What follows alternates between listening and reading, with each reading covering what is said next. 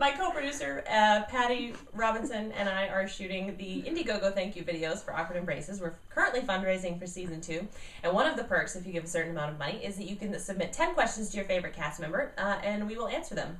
So here I am, answering questions from Brad Woodcock. Thank you, Brad. You're awesome. Okay. What are the geeky areas of knowledge you specialize in? Star Trek, Joss Whedon. Generally, sort of the movies and pop culture stuff. I'm not really a gamer. I'm just now getting back into comic books. I read comic books as a kid, and now I'm starting to get back into it, and I'm totally... Why the Last Man has solidified, well, like re-solidified my love of comic books. Now I'm like, why did I wait so long to get back into these? So, soon I'll specialize in comic books too. But so far it's mostly science fiction and movies and books and stuff.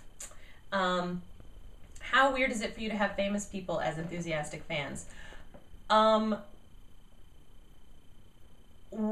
Weird. It's not that it's weird.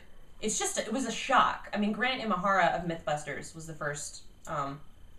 He's pretty much the most famous. He and Phil Plait, or Bad Astronomer, like there are big like famous fans. And it's like, I just feel so like, what? Like, really? Oh my God.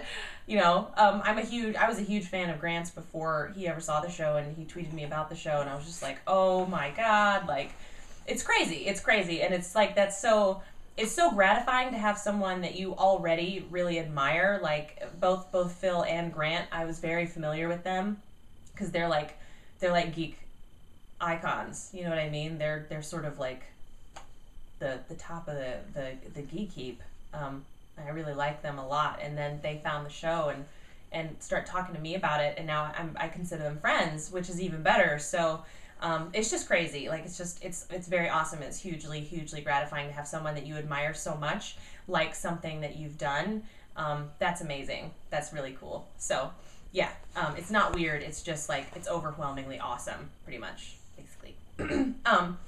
What is your plan for survival in case of the various apocalypses?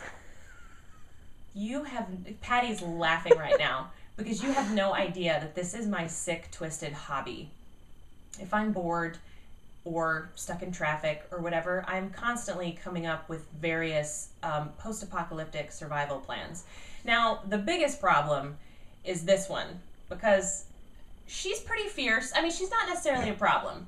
She doesn't look fierce right now, but she is. She's pretty fierce, and she hunts small game. She has been known to go in the backyard and come back with various little dead things, which is not cool now, but listen, if we're hiking across the desert and she brings me, you know, something or other, then that's good. She can feed us both.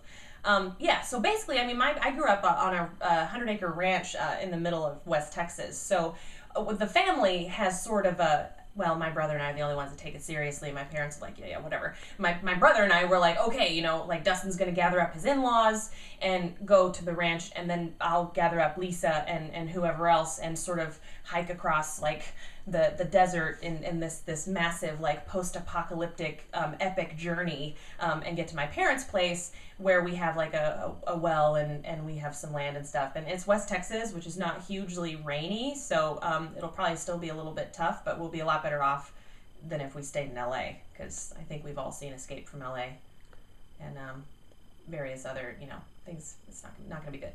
So in any sort of different apocalyptic scenario, that's basically my go-to game plan, is to find a way to get out there. Yeah, I hope it's not a zombie apocalypse, because I'm really uncoordinated, and I just don't see that I would really be very good at, like, I can, you know, yeah. Well, let's all hope for not a non-zombie apocalypse. Let's hope for no apocalypse, but really, it's going to be a lot easier to deal with something other than zombies, as we've all seen in many awesome zombie movies. Okay, that was an excellent question. Seriously, Phil Plait, Grant Imahara, etc., all following and raving about how cool you are. Wow. That's got to be surreal. Yes, I realize that it's really a question. No, it totally is very, it's very surreal.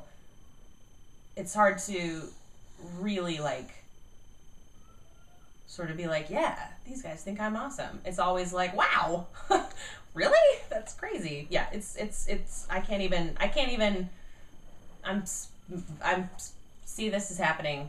We have to change the subject. If you don't mind my asking, roughly how old are the people in the cast? Actually, we do mind you asking. Ha! No, I'm just kidding. I'm not going to say how old the other girls are because, they're not here. I guess I can tell you how old I am. Sometimes I tell people I'm 25 just because I can, but I'm actually 30. And now everyone on the internet's going to know. I shouldn't have answered that question. Oh well, it's too late now. It's fine. 30's the new... No, it's not. Okay. What books, if any, do you consider to have been formative for you? Oh. The Chronicles of Narnia when I was a kid. Read and reread and reread and reread, like just the magic and the characters and everything. Also, actually before I discovered the Chronicles of Narnia, the Dragonlance novels by Margaret Weiss and Tracy Hickman. I used to read avidly as a kid. I read like crazy. And our library in my hometown, which is a very small town, it's like 10,000 people, the library is very small. And sometimes there gets a point where it felt like I had read everything in the library. I was like 12, because I hadn't actually read everything in the library, but everything that held any interest for me, I had read. And so I was looking in like the paperback bin area, just sort of like, ugh. And then I saw the first of the Dragonlance novels and read that. And that was my first fantasy novel ever. And it blew my mind completely. I loved it and I fell in love with fantasy. So those books are a huge, like, I own the animated movie they made, even though it's not very good. I actually ordered it before I knew Michael Rosenbaum was the voice of Tanis, which just was a bonus because he's awesome. Okay, if you could go back in time, what would the mechanism be? Tachyon beam, solar gravity sling, monkey bomb, TARDIS, or supernova / microwave popcorn coincidence / other? A TARDIS. That thing right there. That's what I would take. A TARDIS. I mean, if I'm going to go back in time, I definitely want to use something that can get me back. I definitely want to travel in time for sure. But I don't want it to be like a microwave popcorn coincidence because I don't know if I could necessarily recreate that and come back. So, TARDIS. It's bigger on the inside. Okay. Where do you see yourself in 5 years? Ha, just kidding. Thank God. I hate that question. Have you had the chance to travel much in your life? A little bit. I have this weird habit of sort of moving places before I've ever actually been there. I had never flown in a plane before when I got my internship in London, so my very first plane trip was the 8-hour flight to England. And I had never lived in a city bigger than 30,000 people before I moved to London either. And I was there for a year and I loved it and I desperately want to go back. Then I went back to college, I graduated college, and I had never been to New York, but I sort of made the logical conclusion that that was the place I should go. So again, my third plane trip was my flight to New York, where I lived there. And I had never even been there before, but it just made sense for me to go there, so I just went. I have spent 2 weeks in Buenos Aires, Argentina. I went down there for a little voiceover thing that I did, and that was fantastic. Like, Argentina is just the most amazing country ever. The people are they're just so open and happy, and they love their city. They love Buenos Aires so much. They want to show you everything awesome and cool, and like, we just had a great time. So I highly recommend going there. That's pretty much it. I really want to go to Ireland, especially since our pop culture monster friends are there. So we really want to have a giant, like, nerd friend IRL meeting there. So I want to go everywhere, though. I love traveling. I just don't do it because I'm busy and poor. Are you Mystery Science Theater 3000 fans? How could you not be? How could you not be? I mean, it's just genius. It's genius to create a show based around heckling bad movies. Genius. Absolutely genius. I love it. Love it. Love it, love it. Okay. Are you an anime fan? If so, what show do you like? I was really good friends with an anime fan in high school. So I've seen Akira, and I saw Aeon Flux and stuff like that, but it's not really one of the things that I'm super into. I've seen some of it. Some of it's really cool and artistic and awesome, and some of it's like weird and creepy. So I kind of, some of it I like, some of it I don't. I don't hate anime. I don't hate anything really.